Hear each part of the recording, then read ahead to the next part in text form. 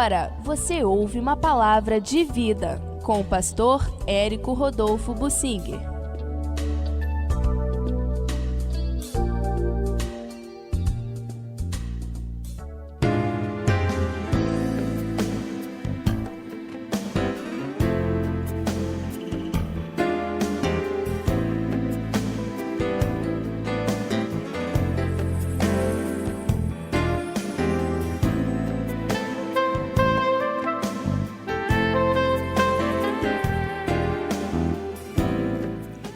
O que fazer quando se peca?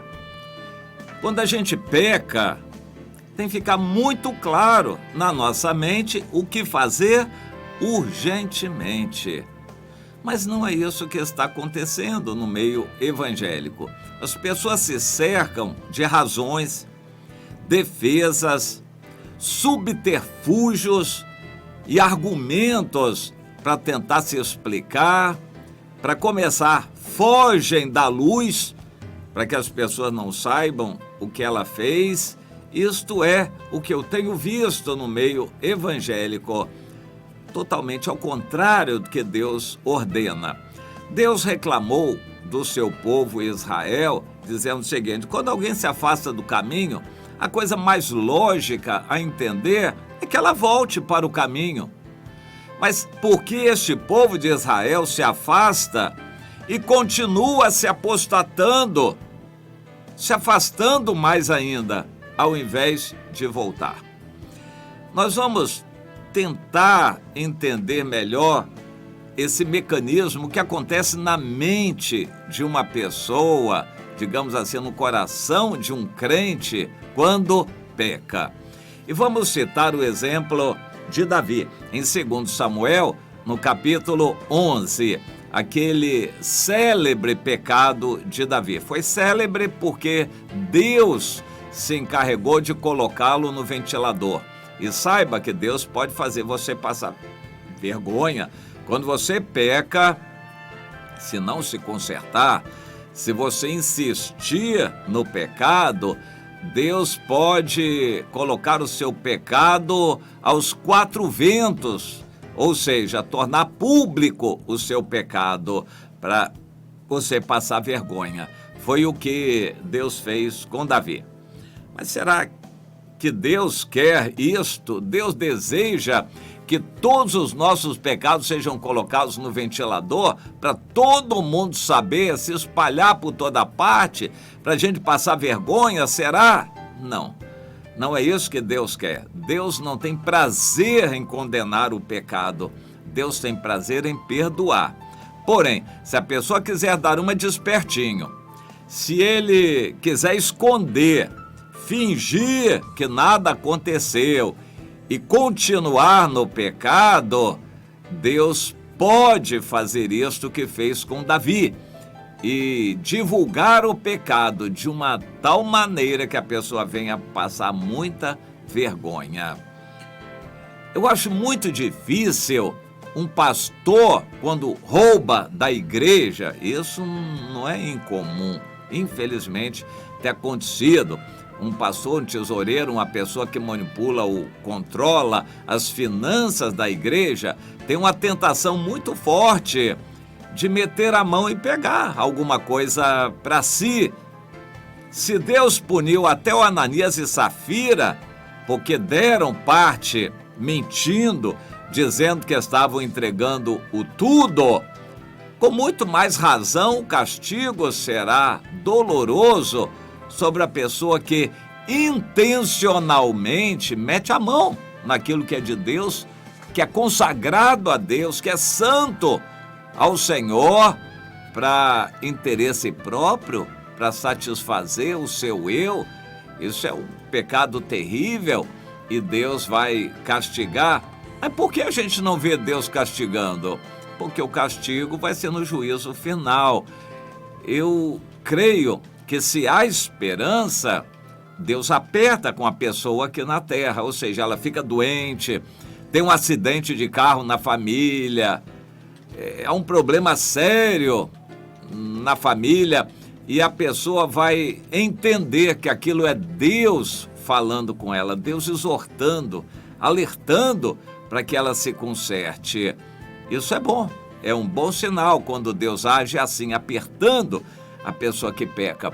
Mas a maior parte desses que pecam esse tipo de pecado, não acontece nada com eles. É prova de que Deus já abandonou, que eles são useiros e viseiros em fazer isso. Ou seja, eles se acostumam e continuam. Eles não têm mais temor a Deus e continuam fazendo aquilo de qualquer jeito. Porque fez 1, 2, 3, 10, 20 vezes, não aconteceu nada, ele continua fazendo à vontade e é muito difícil essa pessoa voltar e se arrepender.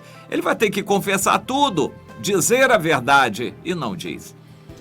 Um líder, um pastor, quando cai no adultério, é o caso de Davi, em princípio ele procura esconder. Deus vai apertar com ele, 1, 2, 3, 10 vezes, depois Deus vai deixar aquilo se tornar público. Se a pessoa se consertar, assumir, confessar o seu pecado, ele vai poder crer e receber o perdão. Caso contrário, Deus vai simplesmente largar e a pessoa vai continuar assim, enganando a quem?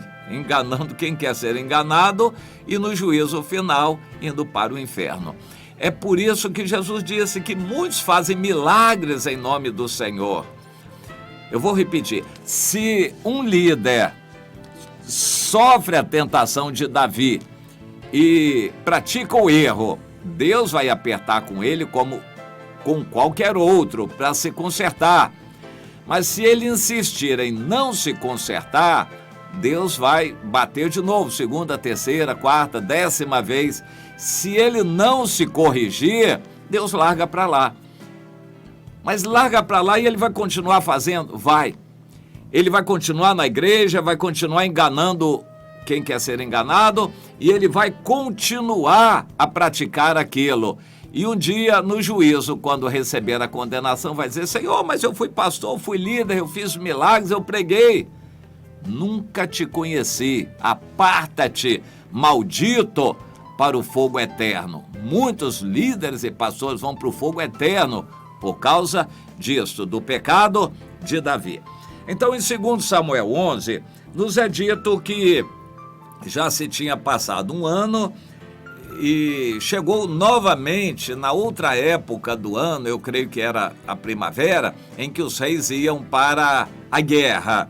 E Davi sabia que tinha que ir combater os amonitas por causa do que eles tinham feito um ano antes. Naquela época de um bom tempo para fazer a guerra, Davi deveria ter ido, mas por alguma razão ele não estava bem espiritualmente, talvez se sentindo cansado, ele preferiu ficar no palácio e mandou o Joabe, comandante do exército, à frente das tropas para cercar a capital de Amon, a cidade de Rabá.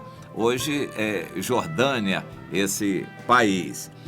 E a capital, essa Rabá deve ser a Amã, a capital moderna. Mas Davi ficou em Jerusalém. E quando ele ficou em Jerusalém, certamente ele ficou um pouco ocioso e deu tempo de a cabeça dele pensar bobagem. Um dia, passeando pelo terraço do seu palácio, ele viu uma mulher tomando banho. Naquela época, não havia banheiros nas casas. O banho não era diário, não havia água encanada nas casas, não havia fartura de água. O banho era, digamos, uma vez por semana, de vez em quando.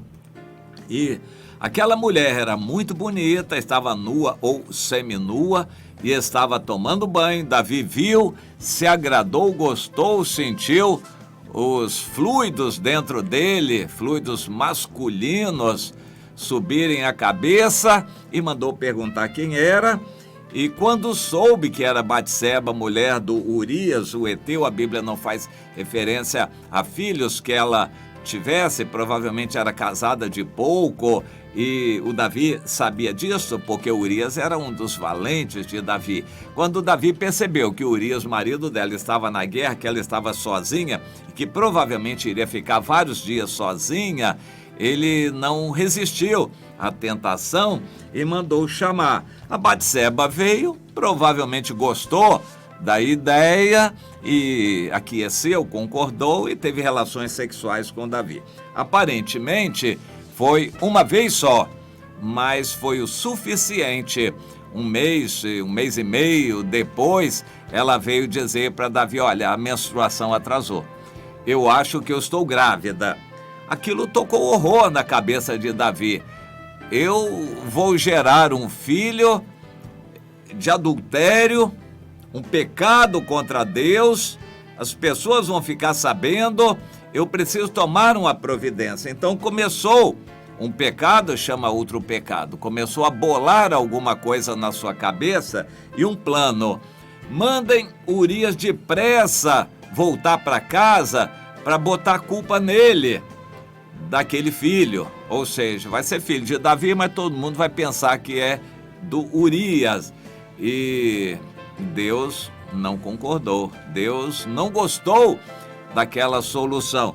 E o Urias, que era valente, fiel, disse: eu não sei porque o rei me chamou, mas o meu lugar era lá na frente de batalha, lutando. Se o rei quer que eu esteja aqui, pelo menos eu não vou para casa. Eu vou mostrar solidariedade aos meus colegas guerreiros que estão lutando e vou ficar aqui no palácio, eu não vou para casa. O Davi tentou empurrar Urias para casa, para ficar com a mulher, dormir com a mulher, mas Urias não foi. E aquilo estragou os planos pecaminosos de Davi de tapar um pecado com outro pecado. É o que muita gente tenta fazer. Com mentiras e enganos, a pessoa tenta tapar um pecado com outro pecado. Até que Davi não viu solução e disse: então, vou mandar matar Urias, e deu uma orientação para o Joabe colocar Urias na frente de batalha para que ele morresse. E de fato, Urias morreu. Aí Davi veio, se casou com a Batseba, aparentemente de público pareceu uma coisa normal. Urias morreu no combate e Davi se casou com a viúva. Aí era lícito, válido, mas não aos olhos de Deus. E o Senhor disse: olha, o casamento agora não resolve o pecado lá de trás, não. Muita gente está pensando assim: eu vou viver em adultério, amigado, de qualquer jeito, depois eu me caso, aí eu acerto. Bom, acertar as coisas legalmente, de acordo com a sociedade daqui para frente, é uma coisa. Você acertar o pecado passado é com Deus, é outra coisa. Você se casar agora, acertar os papéis de agora por diante, não apaga diante de Deus o seu pecado passado. É bom lembrar isto. Bom, o que o Davi fez? Tudo que podia fazer para esconder, não conseguiu. E por fim Deus disse: eu vou botar isso no ventilador e todo mundo vai ficar sabendo. Foi uma vergonha, até que por fim o Davi se humilhou. Mas por que ele não se humilhou antes e confessou o pecado logo? Porque Davi estava cauterizado, endurecido. É a situação de muito crente nas igrejas hoje. Acomodados, eles ficam cauterizados, não têm mais temor a Deus e pecam e não confessam. Examine, minha irmã, examine, meu irmão, sua cabeça para saber se você tem algum pecado a confessar, e confesse o mais depressa possível. Confessar é contar, é dizer o pecado para quem de direito, mas conte o pecado para você ficar com o perdão de Jesus. Se não confessar, não tem perdão. Mas Davi caiu porque ele estava morno espiritualmente acomodado. Se você está acomodada, minha irmã, se você está acomodado, meu irmão, tome cautela, porque pode cair a qualquer momento. Agora, caindo, não demore nem um minuto. Imediatamente parta para a confissão com arrependimento, para você poder ter o perdão do Senhor logo. Não queira passar pelo que Davi passou, foi doloroso e teve repercussão para o resto da sua vida. Você quer essa desgraça na sua vida?